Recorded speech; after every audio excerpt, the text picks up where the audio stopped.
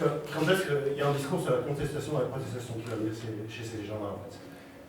Est-ce que, du coup, voilà, dans leur discours, quand ils parlent d'injustice, est-ce qu'il y a un moment où ils vont parler de contestation, tout simplement, d'intégrer l'union des diplômés chômeurs, ou essayer de, voilà, faire un sit-in ou quelque chose comme ça, quoi. Donc voilà, c'est deux questions. Alors pour la contestation, c'est vrai qu'on nous a un peu reproché parfois de ne pas avoir abordé cette question, etc. Le guide ne se prêtait pas à ça, c'était pas notre objectif, et on n'avait pas envie non plus de faire une méga enquête avec plein de questions, où au bout du compte on aurait fait du saupoudrage, mais on n'aurait pas eu... Donc on a vraiment laissé la question de la contestation, même si on a fait des entretiens avec des gens qui étaient à l'UDC, etc., on en a vu, mais ils n'ont pas du tout... C'est-à-dire qu'on était vraiment sur du micro dans la première partie de l'entretien, et je crois que ça a donné la tonalité de l'entretien, en fait. Même si dans la deuxième partie, il y avait des choses qui concernaient les classes sociales, les impôts, les inégalités, etc. Mais je crois que le fait d'avoir commencé l'entretien sur quelque chose qui était un peu de l'ordre du clinique, vraiment de l'intime, finalement, ça n'a pas porté les gens à parler des mobilisations collectives. On n'a pas eu ça pratiquement, on n'a pas eu ça. Mais parce que le guide n'allait pas du tout dans cette direction, et parce que le guide commençait vraiment par quelque chose qui était, quand vous posez la question à quelqu'un en lui disant parle-moi de ta famille, est-ce que dans ta famille, voilà, le ton était donné, on était vraiment dans quelque chose comme ça, qu'on était un peu entre nous. Al-Bidri évoque la question quand même de la mobilisation. Mais lui, très peu de doute. Il dit que les discours explicatifs sont a priori apolitiques.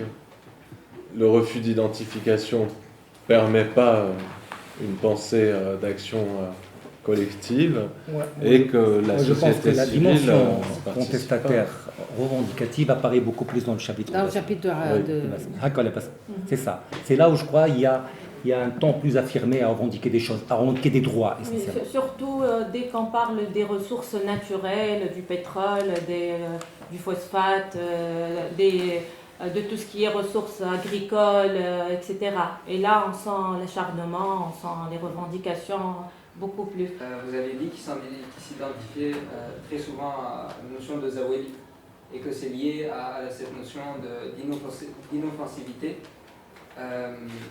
Comment est-ce qu'il concilie cette notion de Zaweli, cette identification avec la classe des Zaweli, ou le groupe des Zaweli? Est-ce que ça fait d'eux des gens inoffensifs, en fait, qui n'agissent pas par rapport à leur situation, qui ne cherchent pas de stratégie pour... justement, comment est-ce que ça s'articule, cette notion d'impuissance, cette image peut-être qu'ils peuvent donner d'une situation qui est inchangeable, et la manière dont ils gèrent un peu le quotidien.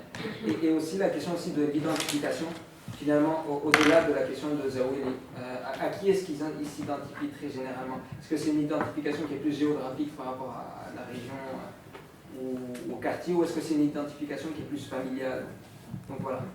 Il y a des moments où ils s'identifient beaucoup à la région, d'accord, par exemple, et tout dépend des régions. Par exemple, l'identification à la région au sud est très forte, mais parce qu'elle cache une revendication d'égalité, de symétrie, d'égalité citoyenne essentiellement, d'accord, parce qu'ils se sentent non reconnus comme région de la Tunisie, d'accord, que exactement, ils ont tendance à s'identifier beaucoup par rapport à la région. Mais c'est pas... Pardon? C'est des formes de généralisation aussi. Oui, c'est ça, oui, parfaitement. Mais ça n'apparaît pas beaucoup, hein. C'est-à-dire, nous, on ne leur demande pas aussi de s'identifier par rapport à quelque chose. C'est-à-dire que ça peut sortir dans l'enquête, ça peut ne pas sortir. Et l'identification aux Zaweli n'est pas aussi systématique que ça. Elle apparaît parfois, mais pas de manière systématique, hein, pas du tout. J'ai pas le souvenir qu'elle soit... La définition qui a été donnée par la majorité des gens, par une petite explication par rapport à la notion de Zawali, c'est celui qui ne peut pas subvenir à ses besoins quotidiens. Et c'est pour cette raison que la majorité disent que nous appartenons à la catégorie moyenne. Donc Zawali, c'est celui qui ne peut pas assurer les besoins quotidiens et primordiaux, comme manger, se soigner, etc. Et peut-être c'est pour cette raison qu'il y a, comme a dit Ahmed, la moyennisation. Donc la majorité disent qu'on appartient à la classe moyenne. On est classe moyenne. Non, mais je pense que lui, monsieur, Il voulait évoquer la question de cette identification par rapport aux Zawali qui est innocent. Voilà. Mais on l'a pas vraiment. Bon, on va pas inventer. On l'a pas vraiment abordé. Voilà. C'est pas quelque chose sur lequel on a travaillé ou qui apparaît de manière flagrante dans le corpus pour qu'on puisse dire que c'est aussi pour ça que les jeunes reconnaissent cette inoffensivité et qu'ils adhèrent à ce type d'attente par rapport à leur vie, de manque de prise de décision. Est-ce que le fait de se sentir injustement traité ou illégalement traité n'est pas intrinsèquement lié à la possibilité qu'on a de le dire? Or, les gens ne parlent pas français. Le mot inégalité, même dans la langue arabe classique, est un mot un peu, j'allais dire, un peu porté, c'est pas un mot. Et les revendications qui ont eu lieu dans l'histoire de nos pays ont davantage affaire à la nation, ou à la région, ou à la religion plutôt qu'au statut individuel. Et la question que je me pose, c'est parce que vous êtes parti de l'idée de l'inégalité.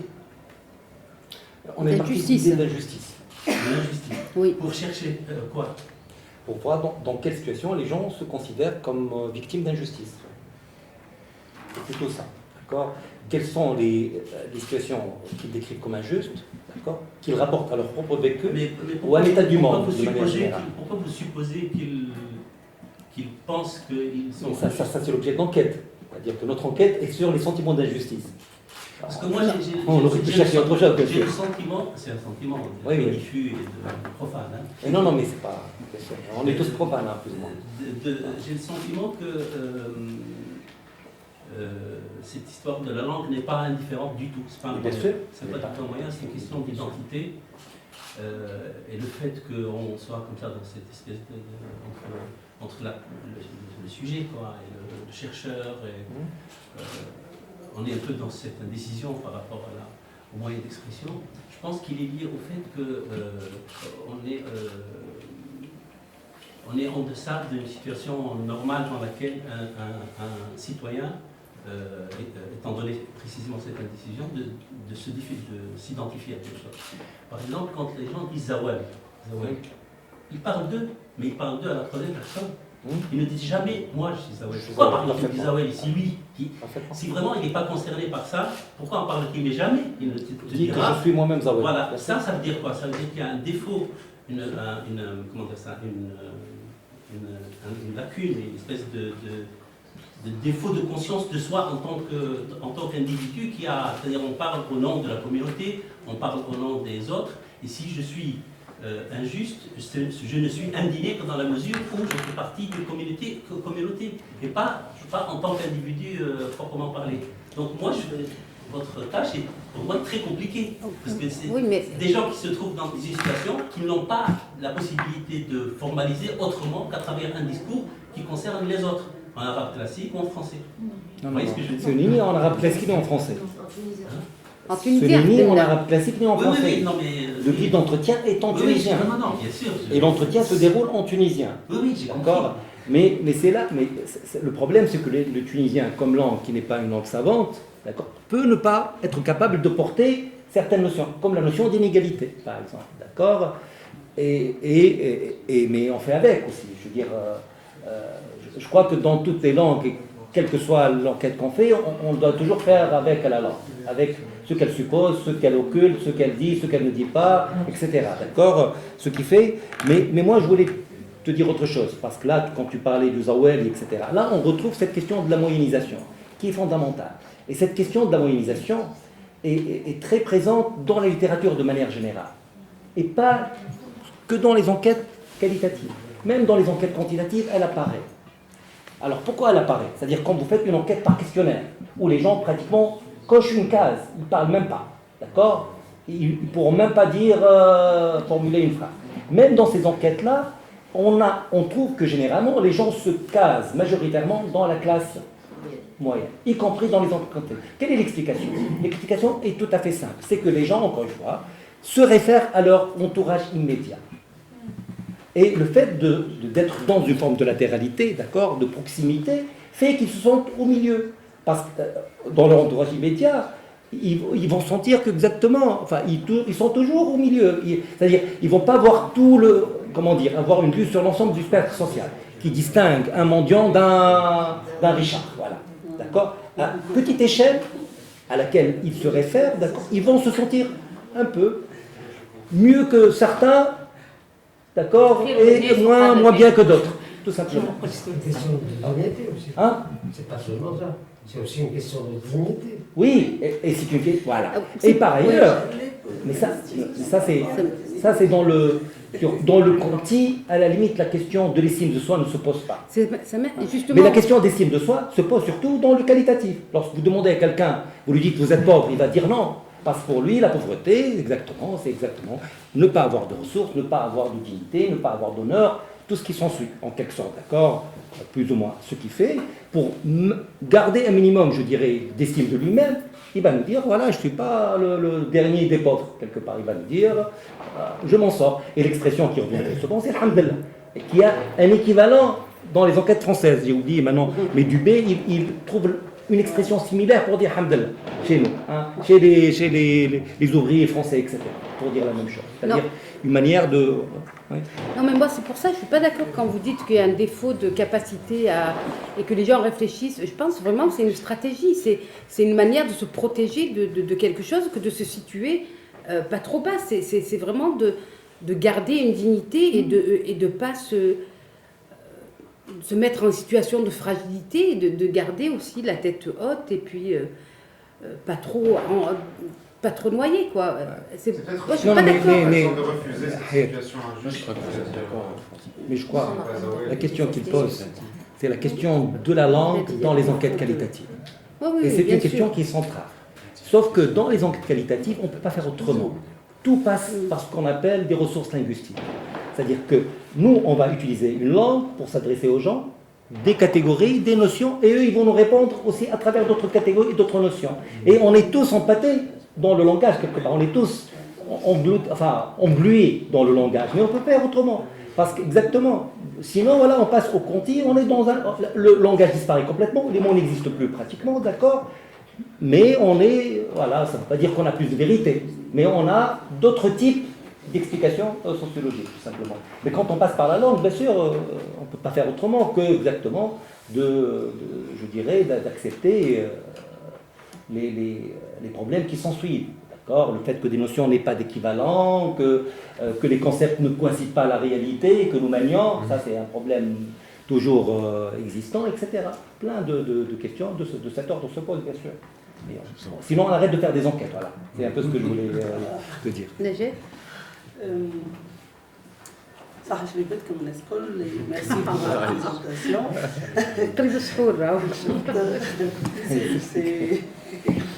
Alors, moi, ma question, c'est par rapport, quand vous avez parlé, Madame Moussa, de cette femme qui parle de, en fait, son histoire de divorce et de mariage, ça m'a un peu provoqué par rapport à la question genre. Si vous avez enquêté 70 jeunes, des jeunes filles, des jeunes garçons, est-ce qu'il y a une spécificité? Est-ce que vous avez pris en considération ça ou pas? Par rapport aux formes d'injustice, par rapport aux sphères, en fait, quand les femmes parlent dans quelle sphère, par exemple, elles parlent d'injustice, par rapport à leur histoire privée, et par rapport aux régions aussi. Parce que quand on parle de Jendo, les formes, je suppose, d'injustice sont un peu, même aussi les lexiques, la langue parlante, plutôt, les mots utilisés, elles ne donnent pas le même sens parfois. Comment vous avez vraiment travaillé sur ça pour arriver à une analyse peut-être cohérente entre les régions? Et ma question aussi par rapport à l'injustice territoriale, et ça, il y a aujourd'hui des travaux sur les régions victimes. Cette question qui a été évoquée après la Constitution de 2014 qui parle de décentralisation et tout. Il y a l'FTDS qui a travaillé sur, je pense, 138 régions victimes, dans les régions justement que vous avez choisies comme terrain d'enquête. Est-ce que vous avez trouvé cette notion chez les jeunes, la notion d'une injustice commise par l'État? Parce que c'est sanctionné par l'État. Parce que quand on parle de Jendouba, la stigmatisation de Jendouba, en fait, les gens de Jendouba, ils sont conscients. Moi, j'ai fait des enquêtes dans la justice transitionnelle, dans les régions victimes. Les habitants, ils sont conscients que cette stigmatisation, ces stéréotypes ont été construits par le système politique, parce qu'ils étaient des yousfistes et de la gauche. Donc, c'était évoqué. Est-ce que les jeunes souvent aujourd'hui ils parlent de ça? Est-ce que vous avez trouvé vraiment cette notion d'une région sanctionnée, d'une région punie? Victime, il y a des régions punies, exactement, plus que victime, c'est punies, voilà. Ça. Et aujourd'hui, quand on parle, on est dans une approche de droit et on parle des questions, des revendications du droit et tout. Aujourd'hui, il y a des dossiers vraiment juridiques par rapport à la question des régions punies. Et c'est vraiment prouvé, quoi. Donc voilà, c'était ça ma question. Alors pour les femmes, c'est vrai qu'on avait un échantillon homme-femme assez... En fait, on a aussi interviewé des parents, hein, on ne l'a pas dit parce qu'on n'a pas traité cette partie, mais on avait interviewé aussi pour chaque région un père et une mère. Le père d'un jeune et la mère d'une fille, d'une jeune fille. En fait, la question genre, elle ressort au niveau de la famille, parce que souvent les filles décrivent leur vie comme sous contrôle des parents, la difficulté à prendre des décisions, le fait de ne pas pouvoir faire des études où on veut parce que les parents refusent que la fille décohabite puisse s'installer en ville. Bon, il y a des choses de cet ordre-là. Par rapport à l'école aussi, parce qu'on se rend compte que la position, souvent les filles, et ça on l'avait déjà trouvé dans d'autres enquêtes, souvent les filles veulent travailler pour restituer quelque chose aux parents, rendre une dette. Et ça revient de manière systématique par rapport à l'école. Pour nous, c'est important, si on fait des études, d'être diplômé pour pouvoir rembourser l'argent que les parents ont investi et pour leur... D'accord? Alors que les garçons n'ont pas du tout ce discours. Mais peu importe, on s'en fout que ça soit vrai ou pas. C'est pas ça la question, vous le savez, vous êtes sociologue. On ne va pas juger si c'est vrai ou pas. Mais il y a ce discours. Par contre, il y a très peu dans d'autres... on n'a pas trouvé de différence sur les filles et les garçons. Ce qui, par exemple, juste non, mais comme ça, une remarque passagère, ce qui est étonnant, c'est que les filles, par exemple, considèrent que c'est normal que les femmes perçoivent un salaire moins important, inférieur aux hommes dans les travaux agricoles. Enfin, on ne peut pas généraliser, bien sûr, parce qu'il y a une enquête qualitative, mais ça revient très souvent dire que...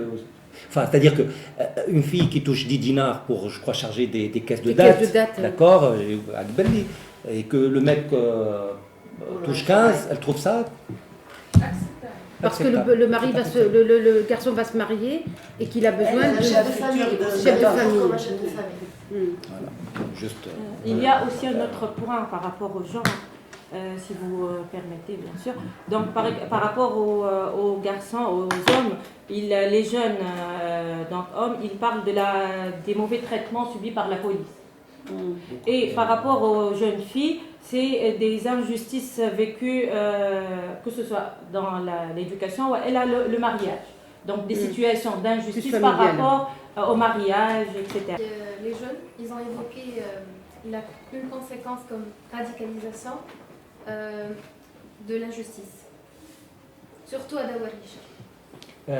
Ça, c'était notre enquête. L'autre livre. C'était notre enquête. L'enquête avant celle-ci, sur Dawarisha.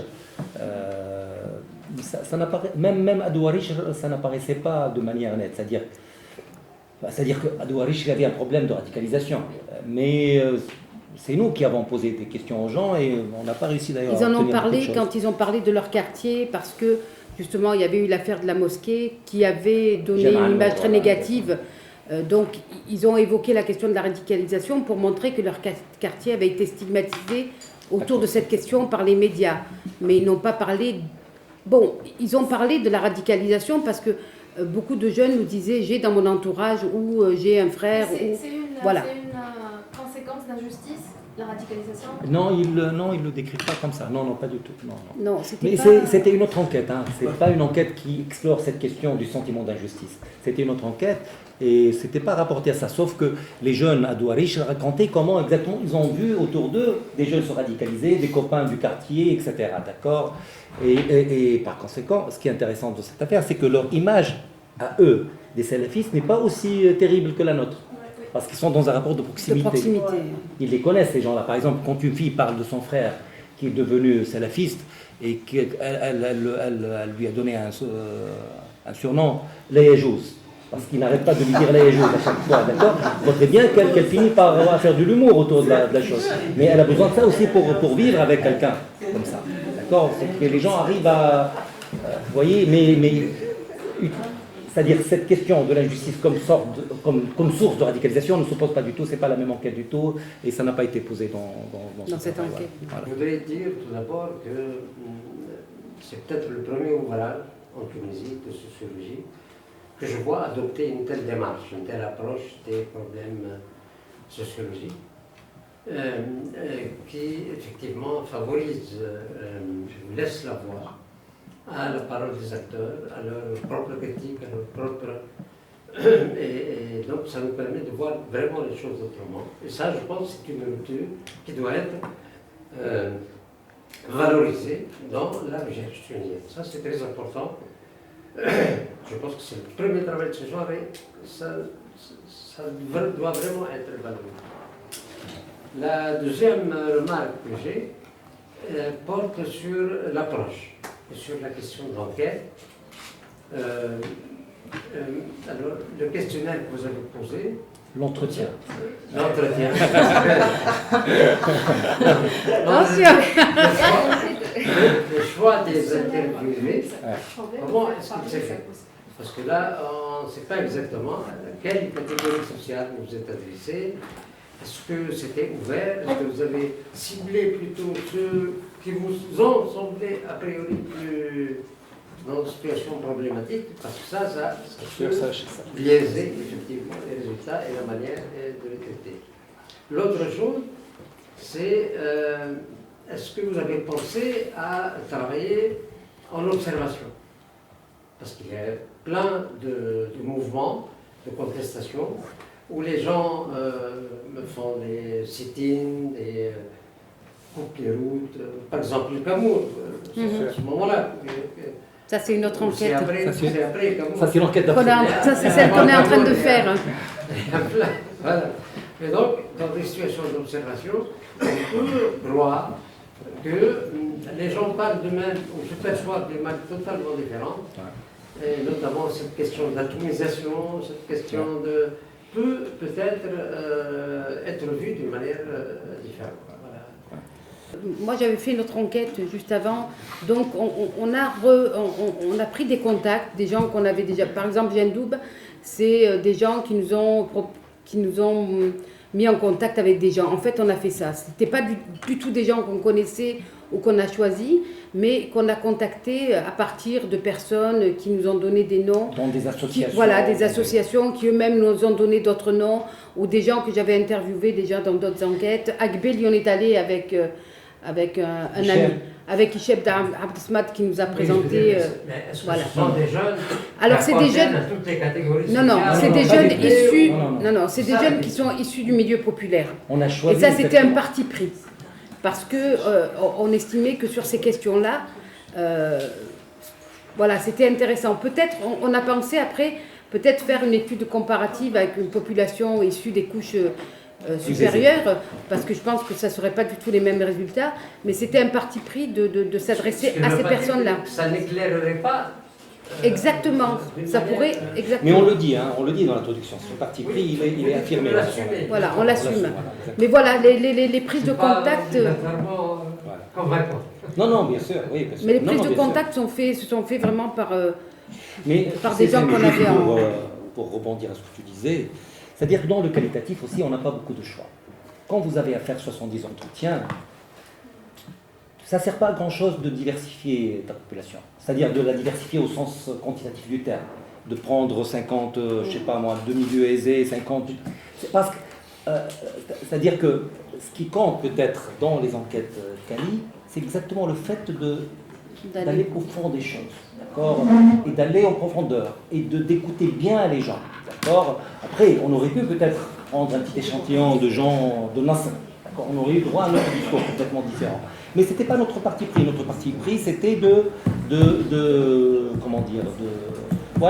comprendre l'injustice dans les milieux dominés, dans les milieux de gens qui viennent des catégories sociales défavorisées essentiellement, d'accord. Et je crois que de manière générale, dans le Cali, il n'y a pas on n'a pas cette prétention de tout embrasser. Ça n'existe pas. Ça, on le fait dans le Conti, et quand on le fait dans le Conti, on perd en précision et en détail. Pas faire autrement. C'est-à-dire, moi je donne toujours l'exemple que je donne toujours à mes étudiants est le suivant. Je leur ai dit, le Cali, c'est le microscopique, le Conti, c'est la vue aérienne.